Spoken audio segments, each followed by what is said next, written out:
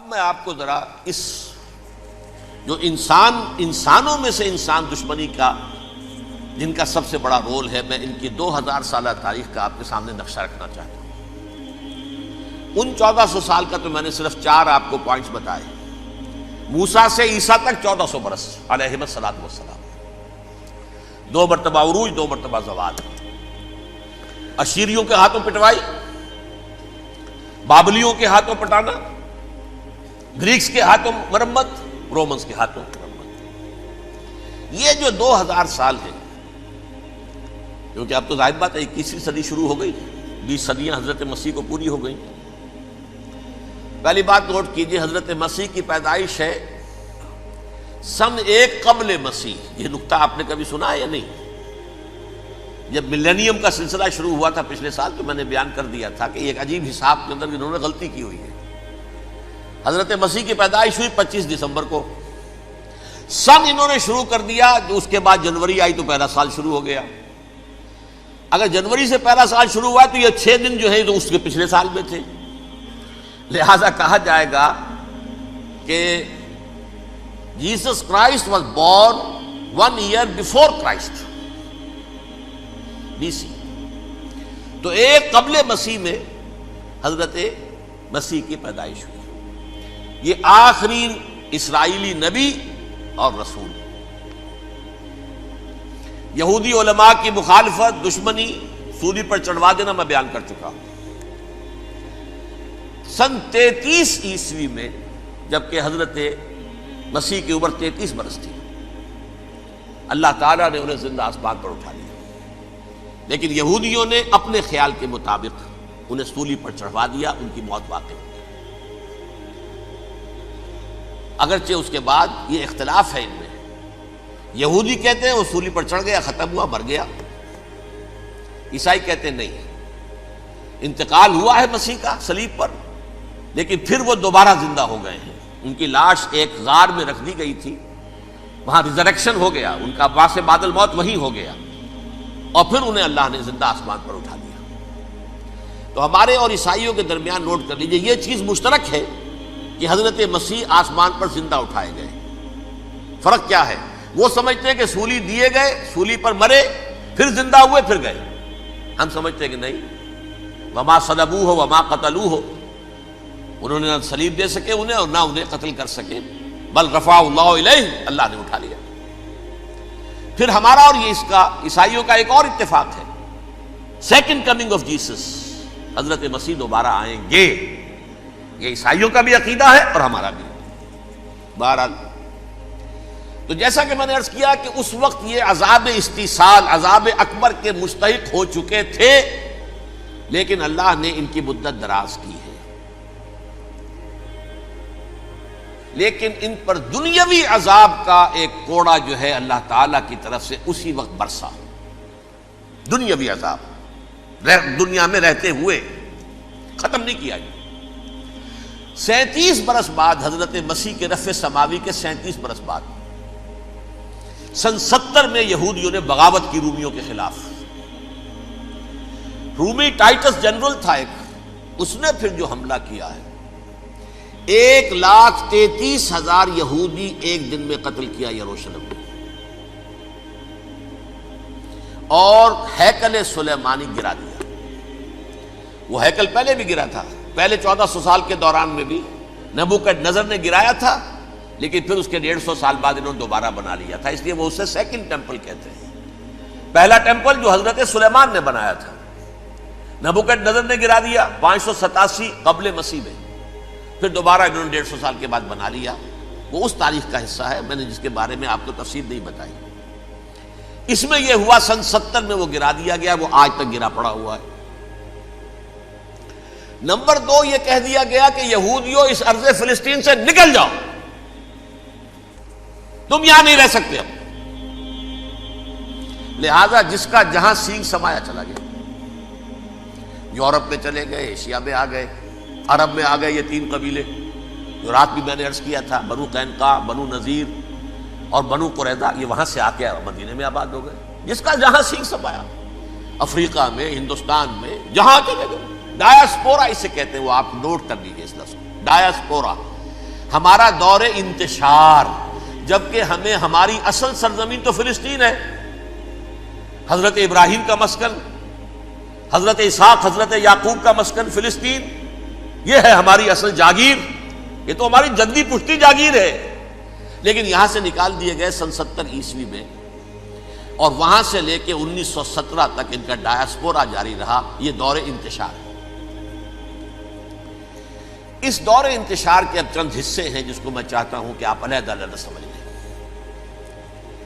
دور انتشار کا جو پہلا جو ہے تقریباً 300 برس رومی حکمران تھے، وہ یہودیوں کے بھی دشمن تھے اور عیسائیوں کے بھی دشمن تھے، عیسائی اور یہودی ایک دوسرے کے بھی دشمن تھے، لیکن رومی سمجھتے تھے کہ یہ ایک ہی تھیلی کے چٹے بٹے ہیں۔ رومیوں کے نزدیک عیسائی بھی یہودیوں ہی کا ایک فرقہ تھے، کوئی علیحدہ مذہب تو تھا ہی نہیں، لہذا رومی جو ہیں رومنز وہ ان دونوں کو ستاتے تھے، مارتے تھے، اور یہ آپس میں لڑتے تھے، یہودی عیسائیوں کو مارتے تھے، عیسائی یہودیوں کو مارتے تھے۔ یہ ہے 300 برس تک کی تاریخ۔ سن 300 عیسوی میں کیا ہوا؟ ایک معجزہ ہو گیا۔ بہت عظیم ایمپرر کانسٹینٹائن، قسطنطین اعظم، رومن ایمپررز میں سے بہت بڑا ایمپرر، وہ عیسائی ہو گئے۔ اب تو معاملہ بالکل تلپٹ ہو گیا، پوری سلطنت عیسائی ہو گئی۔ اب عیسائیوں کے عیش ہو گئے اور یہودیوں پہ مار پڑنی شروع ہوئی۔ اب عیسائیوں کا آپ خود سوچئے کہ جنہیں وہ خدا بنا بیٹھے ہیں، خدا کا بیٹا قرار دے رہے ہیں، ان کے قاتل کون؟ یہودی بدماش۔ لہذا ان کی وہ پٹائی شروع ہوئی ہے یورپ میں، پوری رومن امپائر میں انہیں ذلیل کیا گیا، شہروں میں آمد بند، علیحدہ رہو، گھیٹوز کے اندر رہو۔ یہودی کا نام جو ہے وہ گالی بن گیا، جیسے آج بھی یہودی گالی کہتے ہیں، جیسے خنزیر کا لفظ، آخر وہ بھی اللہ کی مخلوق ہے، لیکن آپ کو معلوم ہے کوئی شخص زبان پہ نام نہیں لانا چاہتا خنزیر کا، سور کا، ہے تو مخلوق، وہ بھی ایک حیوان ہے۔ ایسے ہی یہ ہے یہودی، یہودی گالی، جیوٹ گالی۔ لہذا ایک طرف تو ان دونوں کے درمیان دشمنی، جس کو قرآن کہتا ہے وَأَغْرَيْنَا بَيْنَهُمُ الْعَدَاوَةَ وَالْبَغْضَاءَ، ہم نے ان کے مابین دشمنی جو ہے پیدا کر دی ہے۔ اور جب یہ پوری سلطنت عیسائی ہو گئی تو قافیہ تنگ ہو گیا یہودیوں کا۔ اب آئیے 571 عیسوی، یعنی جب کہ ڈایاسپورا کو کتنا عرصہ ہو چکا تھا؟ 500 برس۔ سن 70 سے شروع ہوا نا ڈایاسپورا، جب ٹائٹس نے گرایا ہے ہیکل کو اور نکال باہر کیا انہیں فلسطین سے، بھاگ جاؤ یہاں ایک یہودی بھی نہیں رہے گا، فلسطین سے نکال دیے گئے۔ اس کے پورے 500 برس بعد سن 571 عیسوی میں حضور کی پیدائش ہوئی، ولادت با سعادت محمد رسول اللہ صلی اللہ علیہ وسلم۔ 610 میں آپ پر وحی کا آغاز ہوا، لیکن حضور کے ساتھ ان کا معاملہ کیا رہا؟ اول تو جبکہ حضور ابھی مکے ہی میں تھے، یہودیوں نے ریشہ دوانیاں شروع کر دی حضور کے خلاف۔ قریش مکہ کو سکھاتے تھے، پڑھاتے تھے، ان سے یہ پوچھو، ان سے یہ پوچھو، انہیں اس طرح تنگ کرو، ان سے یہ امتحان لو، یہ آپ کے علم میں ہے۔ سورہ بنی اسرائیل میں، سورہ کہف میں وہ سوالات، جو امتحانی سوالات آئے تھے، ذوالقرنین کون تھا، اصحاب کہف کون تھے، تم رسول بنے پھرتے ہو تو بتاؤ، اور یہ روح کی حقیقت کیا بتاؤ۔ یہ ساری ریشہ دوانیاں کر رہے تھے بیٹھے ہوئے، ابھی وہیں پر حضور ابھی پہنچے بھی نہیں۔ ہجرت فرما کر حضور تشریف لے آئے تو حضور نے، جسے ماسٹر سٹروک کہا جائے گا، یعنی اسٹیٹس مین شپ کا ماسٹر سٹروک، آپ نے مدینے میں آتے یہودیوں کے ساتھ پیکٹ کر دیا، جوائنٹ ڈیفنس پیکٹ آف مدینہ، کہ اگر مکے والے ہم پر حملہ کریں گے تو ہم مل جل کر ایک قوم کی حیثیت سے مقابلہ کریں گے۔ یہ میثاق مدینہ کہلاتا ہے، جس کے بہت غلط معنی پہنائے جا رہے ہیں آج کل۔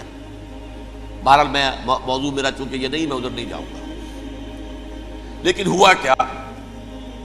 ہر مرتبہ یہ خیانت کے مرتکب ہوئے،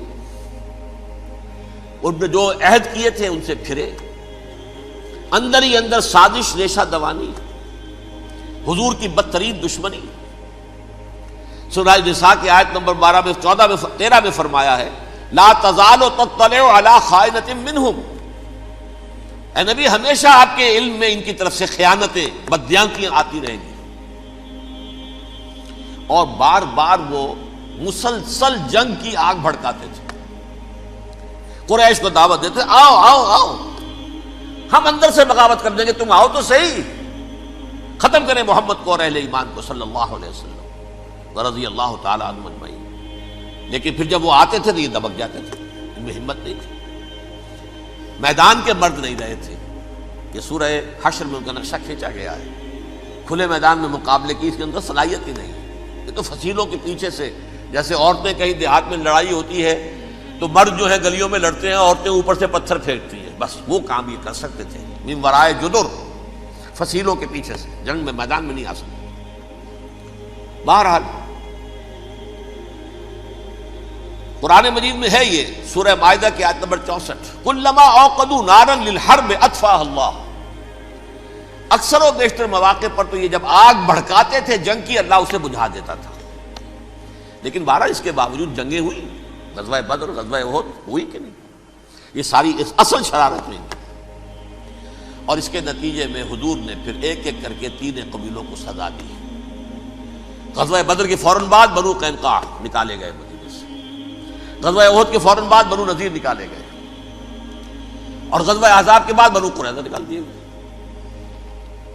یہ تو میں نے آپ کے سامنے رکھ دیا صرف حضور کے زمانے میں ان کا کیا رویہ رہا. دشمن، رات بھی ہم نے وہ آیت پڑھی تھی، لَتَجِدَنَّ أَشَدَّ النَّاسِ عَدَاوَةً لِلَّذِينَ آمَنُوا الْيَهُودُ وَالَّذِينَ أَشْرَكُوا. اہل ایمان کی دشمنی میں شدید ترین تم پاؤ گے یہودیوں کو اور مشرکین. مشرکین بھی بعد میں ہے، پہلے یہودی. حضور کے بعد کیا ہوا اب یہ نوٹ کیجئے، یہ ان کی تاریخ کا دوسرا دور. حضرت عمر رضی اللہ تعالیٰ عنہ قائد خلافت ہے. بیت المقدس کا محاصرہ کیا گیا، فصیل بڑی اونچی، شہر اندر سے سیلف سفیشینٹ، حملے کا راستہ کوئی نہیں. محاصرہ طول کھینچ رہا ہے لیکن ان کے پاس رسد بھی موجود ہے، پانی بھی موجود ہے، وہ دروازے بند کر کے بیٹھے ہوئے ہیں. بالآخر اللہ تعالیٰ کی مشیت کا ظہور کیسے ہوا؟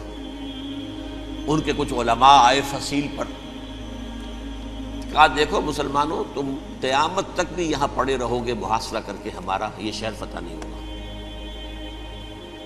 ہاں ایک درویش بادشاہ کے ہاتھوں یہ شہر فتح ہونا ہے، لیکن تمہارے اندر ہمیں وہ نظر نہیں آ رہا. ابو عبیدہ بن الجراح رضی اللہ تعالی عنہ، امین هذه الامہ، ان کا فوراً ذہن گیا وہ درویش بادشاہ مدینے میں بیٹھا ہوا ہے، عمر رضی اللہ تعالی. اب ایک اور عمر بھی ہے جو قندھار میں بیٹھا ہے. نقشہ وہی ہے، سادگی کی حد تک نقشہ وہی، بالکل وہی، اپنی آنکھوں سے دیکھا ہے، وہی سادگی. عمر اول، عمر ثانی تھے عمر بن عبد العزیز. اب ایک اللہ کے فضل سے اللہ تعالیٰ ایدہ اللہ بنصرتہ، اللہ تعالیٰ ان کی نصرت فرمائے، دشمنوں کو ان کے مقابلے میں نیست و نابود کرے. انہوں نے ریکویسٹ بھیج دی کہ حضور تشریف لائیے، یہ شہر فتح ہو جائے گا. وہ ہے سفر تاریخی، اتنا طویل سفر، تقریباً 700 میل، ایک اونٹ، ایک خادم، ایک منزل پہ امیر المومنین اوپر بیٹھے، خادم آگے چل رہا ہے، اگلی منزل پہ خادم اوپر بیٹھا ہے، امیر المومنین آگے جا رہے ہیں. اور جب پہنچے ہیں تو وہ باری تھی خادم کی. انہوں نے ہاتھ جوڑ دیا، حضور خدا کے لیے تم کیا کہیں گے لوگ، وہ میرا برا حال کر دیں گے، تمہیں شرم نہیں آئی؟ امیر المومنین پیدل آگے چل رہے ہیں نکیل پکڑ کر، اور تم بیٹھے ہو اوپر براجمان ہو. حضرت عمر فرمایا الدور دورک، نہیں باری تمہاری ہے، بیٹھ. اس حال میں پہنچے ہیں. اور پھر یہ کہ ابو عبیدہ بن الجراح آئے ہیں، استقبال کیا ہے تو دیکھا ہے اس حال میں چلے آ رہے ہیں. عمر نکیل پکڑے ہوئے چلے آ رہے ہیں، اور کہتے ہیں کہ کہیں کیچڑ ویچڑ تھا، جوتے خراب ہو گئے تھے، وہ بھی اتار کے ہاتھ میں پکڑے ہوئے، کپڑے تو تھے ہی پھٹے ہوئے. انہوں نے کہا بھی حضرت ابو عبیدہ نے، دیکھیے یہ بڑا متمدن ملک ہے، بڑا مہذب علاقہ ہے یہ، آپ ذرا حلیہ اپنا درست فرما لیں تب جا کے پیش ہم آپ کو کریں گے. آپ نے فرمایا نحن قوم اعزنا اللہ بالاسلام، ہم وہ قوم ہیں جنہیں اللہ نے عزت دی ہے اسلام کے ذریعے سے، کپڑوں کے ذریعے سے نہیں، دولت کے ذریعے سے نہیں۔ اسی حال میں گئے ہیں، اوپر سے انہوں نے کھڑے ہو کر نشانیاں دیکھی ہیں، اپنی کتابیں کھولی، ہاں یہ وہی ہے، اچھا لو جی سرنڈر، شہر تمہارے ہاتھ میں۔ خون کا ایک قطرہ نہیں بہا اور بیت المقدس فتح ہو گیا۔ لیکن اس وقت حضرت عمر نے ایک نرمی یہ کی کہ یہودیوں کے لیے بھی اسے اوپن سٹی قرار دے دیا۔ یہ احسان عظیم حضرت عمر کا، اس سے پہلے یہودی آ ہی نہیں سکتا تھا، داخل ہی نہیں ہو سکتا تھا، وہاں وہ آ کر وزٹ نہیں کر سکتا تھا، زیارت نہیں کر سکتا تھا اپنے مقدس مقامات کی۔ حضرت عمر نے یوں سمجھیے کہ تقریباً 550 برس کے بعد ان کے لیے راستہ کھولا ہے کہ ہاں تم آ سکتے ہو، زیارت کر سکتے ہو۔ لیکن یہ عیسائیوں نے لکھوایا معاہدے کے اندر، انہیں یہاں آپ آباد ہونے کی اجازت نہیں دیں گے، لیکن کم وزٹ دی پلیسز، دیکھیں زیارتیں کریں اور جائیں۔ یہ معاہدہ حضرت عمر کا ہے رضی اللہ تعالیٰ، جو پھر خلافت راشدہ کے بعد بنو امیہ نے بھی اس کو آنر کیا، بنو عباس نے کیا۔ پھر جو ہمارے یہ ترکوں میں اندر خلافت آئی تو ترک خلفاء نے بھی اس معاہدے کی پوری پابندی کی۔ فلسطین میں آ سکتے ہیں یہودی صرف زائرین کی حیثیت سے، وہاں آباد نہیں ہو سکتے۔ اب آئیے اگلا دور آیا حضرت عثمان کا دور خلافت۔ یہ ہے وہ وقت کہ اب یہود نے امت مسلمہ کی پیٹھ میں چھرا گھونپا۔ وہ کیسے؟ ایک یہودی عبداللہ ابن سبا اسلام کا لبادہ اوڑھ کر آ گیا، معاشرے کا جائزہ لے لیا، ان میں بنو ہاشم اور بنو امیہ میں جو پرانی کشاکش تھی اس کے کچھ نہ کچھ جراثیم باقی ہیں، اگر ان کو ذرا بھڑکا دے تو مسلمانوں میں انتشار پیدا ہو جائے۔ کہا یہ عثمان کون ہے؟ یہ تو بنو امیہ میں سے ہے، یہ حق تو بنو ہاشم کا ہے، خلافت ان کے پاس ہونی چاہیے، محمد کے تو رشتہ دار وہ ہیں صلی اللہ علیہ وسلم۔ عوام الناس کے اندر بات پھیلنی شروع ہوئی۔ پھر ایک بڑی سازش کے انداز میں حضرت عثمان کے خلاف پروپیگنڈا، حضرت عثمان کے جو عاملین تھے، گورنر تھے، ان کے خلاف پروپیگنڈا، اور ایسی ہوشیاری کرتے تھے کہ کوفے میں کوفے کے حاکم کے خلاف کچھ نہیں کہنا، اجی مصر میں یہ ہو رہا ہے، اجی شام میں یہ ہو رہا ہے، اجی یہ جو عثمان ہے وہ یہ کر رہا ہے، یہ ظلم ہو رہا ہے، یہ لوٹ مار ہو رہی ہے، یہ خیانتیں ہو رہی ہیں۔ اب نہ تو اس زمانے میں مینز آف کمیونیکیشن، کیسے تصدیق کریں؟ افواہیں تو آپ آج کراچی کے اندر شروع ہو جائے تو پتہ نہیں چل سکتا کسی کو کہ کیا اس میں صداقت ہے کیا جھوٹ ہے، اور بری بات جو ہے فطرت انسانی کی کمزوری ہے وہ فوراً قبول کرتا ہے، کسی کے بارے میں اچھی بات ماننے کو تیار نہیں ہوتا، لیکن بری بات تو فوراً تیار۔ بہرحال یہ فتنہ انہوں نے اٹھایا، حضرت علی کی الوہیت کا فتنہ اٹھایا، حضرت عثمان کے خلاف الفتنۃ الکبریٰ برپا کیا، حضرت عثمان شہید ہوئے۔ اس کے بعد 5 برس تک مسلمان ایک دوسرے کی گردنیں کاٹتے رہے، باہمی خانہ جنگی ہوئی، امت کو وہ زخم لگایا ہے جو آج تک جس سے خون رس رہا ہے۔ یہ شیعان عثمان اور شیعان علی تھے جو بعد میں پھر سنی اور شیعہ ہو، اور آج تک فتنہ کس نے جگایا؟ ایک عبداللہ ابن سبا یہودی اور اس کے کارندے، شیطان کا ایجنٹ، اور انسانوں میں سے بھی اس کے جو بھی حواریین تھے اور شیطانوں کے اندر سے بھی تھے، انہوں نے بھی اس آگ کو بھڑکایا۔ یہ آپ سوچ لیجئے کہ یہ کس نے وہ زخم لگایا؟ یہودی۔ اگلا دور آیا، خلافت راشدہ ختم ہوئی، بنو امیہ کا بھی دور کافی گزر گیا۔ طارق ابن زیاد 712 عیسوی میں حملہ کرتے ہیں اسپین پر۔ اسپین اس وقت عیسائیت کا بہت بڑا گڑھ، بڑے کٹر ترین عیسائی جو ہے وہ اسپین میں تھے، لہذا یہودیوں کی وہاں بہت پٹائی ہوتی تھی، یہ میں بتا چکا ہوں، دشمنی تھی، یہ تو چلی آ رہی تھی عیسائیوں کے ہاتھوں یہودیوں کی، وہ تو سن 300 عیسوی سے ایمپرر کانسٹنٹائن کے بعد سے شروع ہو گئی تھی۔ اس حوالے سے یہودیوں نے اس وقت چالاکی یہ برتی، کچھ راستے واسطے بتائے، کچھ مدد کی طارق ابن زیاد کی۔ طارق ابن زیاد نے انہیں اپنا محسن سمجھا، ہسپانیہ فتح ہو گیا تو یہودی چونکہ محسنین کی فہرست میں آ چکے تھے، انہیں بہت اقتدار نصیب ہوا، بڑی سپورٹ مسلمانوں نے دی۔ ان کے بڑے بڑے علماء جو ہیں اسی دور کے اندر پیدا ہوئے، بڑے بڑے تھنکرز ان کے اسی دور میں پیدا ہوئے۔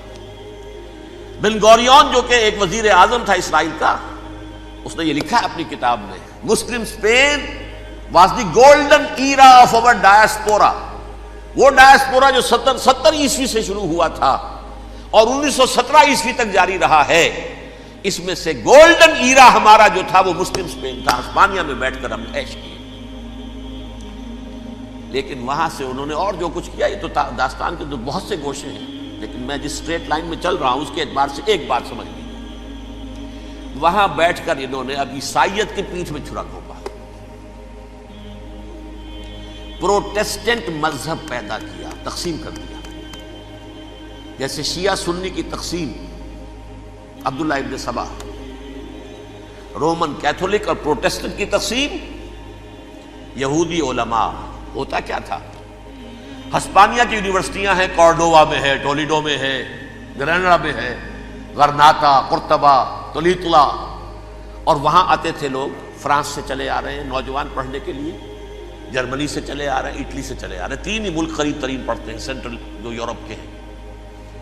یہاں پر جو ہے وہ اسلام جو نور پھیلا رہا تھا اس سے بھی مستفیض ہوئے، جہالت کے جو ہے پردے ان کے وہ چھٹے، اس کے ساتھ ہی وہ یہودی وہاں ان کے اندر جو جراثیم داخل کر رہے تھے وہ اس عیسائیت کے خلاف بغاوت تھی، جو اس وقت دنیا میں عیسائیت اس وقت تھی، پوپ کا راج تھا دنیا میں اس وقت، یورپ میں جو عیسائیت تھی اس میں ایک طرف بادشاہ تھے، لیکن بادشاہوں کی حیثیت وہاں پر یوں سمجھ لیجئے کٹ پتلیوں کی تھی، اصل قوت پوپ کے ہاتھ میں تھی۔ اور پوپ کو انہوں نے جیسے قرآن نے کہا اتخذوا احبارهم ورهبانهم اربابا من دون اللہ، کیونکہ سینٹ پال نے شریعت موسوی ساقط کر دی تھی تو اب شریعت تھی ہی نہیں، پوپ کو اختیار تھا جس چیز کو چاہے حلال قرار دے دے، جس چیز کو چاہے حرام قرار دے دے۔ اتخذوا احبارهم ورهبانهم اربابا من دون اللہ۔ انہوں نے کہا صاحب یہ پوپ کس بلا کا نام ہے، یہ بھی انسان ہے، بات تو ٹھیک تھی نا، اصل حیثیت تو کتاب کی ہونی چاہیے، ڈیوائن بک، دی ریویلڈ اسکرپچر، لہذا یہ کتاب ہر شخص پڑھ سکتا ہے، کوئی پوپ کے باپ کو جو ہے کوئی اس کے لیے پروپرائٹری رائٹس تو نہیں ہے کہ صرف پوپ پڑھ سکتا ہے یا پادری پڑھ سکتے ہیں، ہم بھی پڑھ سکتے ہیں، ہم بھی سمجھ سکتے ہیں۔ یہ باتیں تھی کہ جن کو بڑھا چڑھا کر بیان کر کے اور پوپ کا اقتدار ختم کرا دیا اور توجہ مرکوز کر دی بائبل کی طرف۔ اب بائبل میں بڑا حصہ تو اولڈ ٹیسٹامنٹ کا ہے، نتیجہ کیا ہوا، یہود کی عظمت پروٹیسٹنٹس کے نزدیک مسلم ہو گئی۔ اصل قوم تو یہ ہے، وہ دشمنی بدلی کہ نہیں بدلی، موسیٰ کے امتی یہ ہے، تورات موسیٰ کو دی گئی، ابراہیم کی نسل یہ ہے، لہذا وہ جو دشمنی تھی، جو عداوت تھی کہ ہمارے خدا کو سوری چڑھانے والے ہیں یہ بدماش، اس کا ازالہ ہوا اس پروٹیسٹنٹ مذہب کے نتیجے میں۔ یہ میں اب آپ کو بتاتا ہوں کہ ایک نتیجہ وہ نکلا ہے جسے برٹرنڈ رسل نے بیان کیا ہے، اس کی کتاب ہے ان پریز آف آئیڈلنس، صفحہ 108۔ وہ لکھتا ہے the Christians retaining the Judaic belief in special revelation added to it the Roman desire for worldwide domination and the Greek taste for metaphysical subtleties. The combination produced the most fiercely persecuting religion that the world has yet known. یہ 3 چیزیں آ کر عیسائیت میں مل گئی۔ ایک تو جب یہ اولڈ ٹیسٹامنٹ جو ہے وہ ان کے ہاتھ میں آ گئی، اور اس کے میں کچھ آپ کو بتا دیتا ہوں کہ اولڈ ٹیسٹامنٹ کی تعلیمات، کیونکہ یہ اولڈ ٹیسٹامنٹ جو ہے یہ محرف تھی، اصل تورات تو گم ہو گئی تھی 587 قبل مسیح میں، جب پہلی مرتبہ ہیکل جو ہے تباہ ہوا ہے اس وقت ختم ہو گئی تھی۔ اس کے کوئی 150 سال کے بعد انہوں نے یادداشتوں سے مرتب کر کے لکھی ہے، اب اس میں ان کے اپنے خیالات، اپنے امانی، اپنی توجیحات وہ شامل ہو گئی۔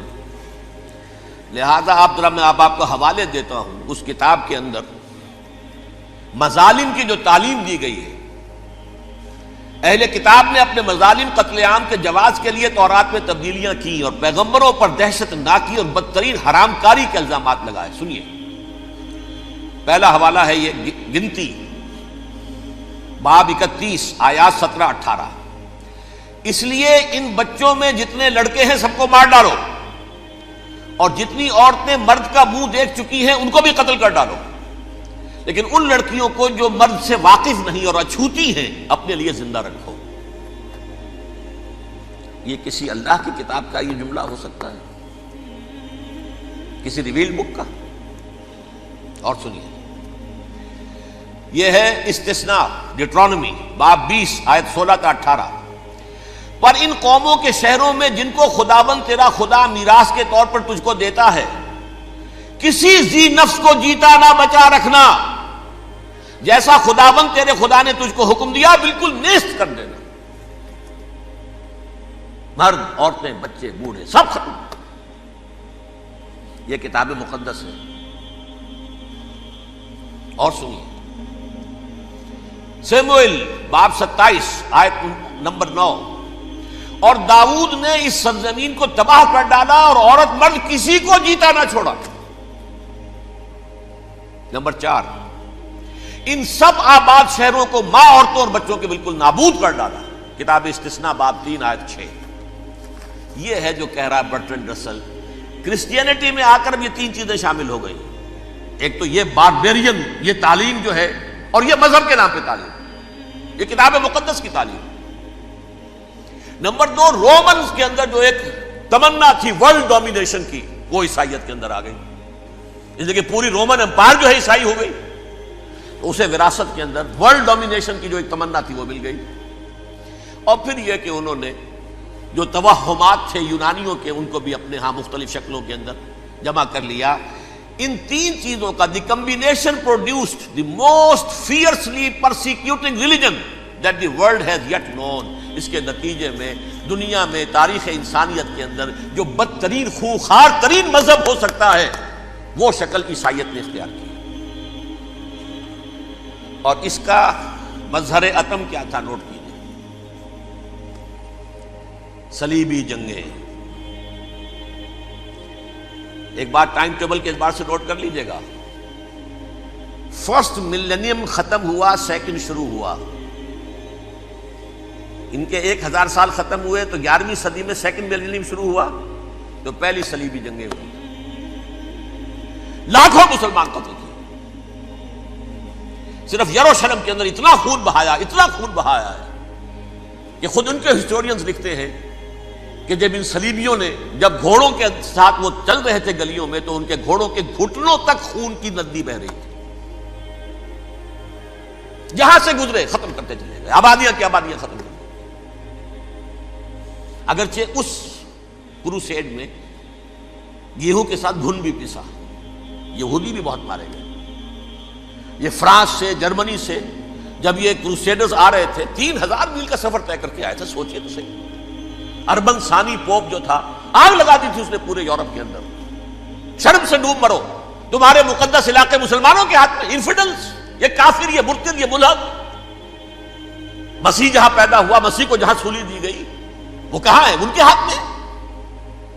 وہ آگ لگائی ہے، 3000 میل کا فاصلہ طے کر کے یہ قومیں آئی ہیں، اور جو تباہی مچائی ہے. تاریخ انسانی میں ایسی بربریت کی کوئی مثال. اور یہ ان کے اپنے ہسٹورینز لکھتے ہیں. شرم کے مارے ایسے محسوس ہوتا ہے جیسے ان کی گردنیں جھکی جا رہی ہیں.